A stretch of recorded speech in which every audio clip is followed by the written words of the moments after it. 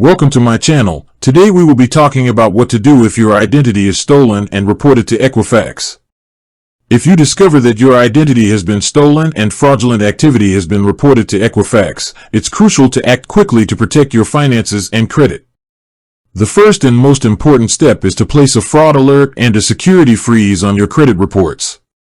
You only need to contact one of the three major credit bureaus, Equifax, Experian, or TransUnion, to place an initial fraud alert. That bureau is required to notify the other two. This will flag your report and alert lenders to verify your identity before extending new credit. A security freeze, which you must place with each bureau individually, locks your credit report completely, preventing new accounts from being opened in your name. Next, file a report with the Federal Trade Commission, or FTC, at identitytheft.gov. The FTC will give you an official identity theft report and a personal recovery plan. This report is a key document that you can use as proof of the theft with creditors and other institutions. After that, contact the companies where the fraudulent accounts were opened.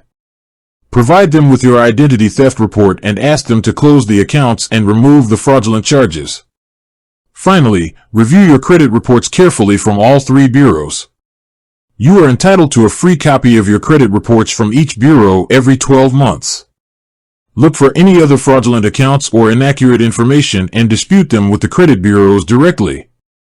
With that being said, thank you for watching. For more finance videos, kindly check my page.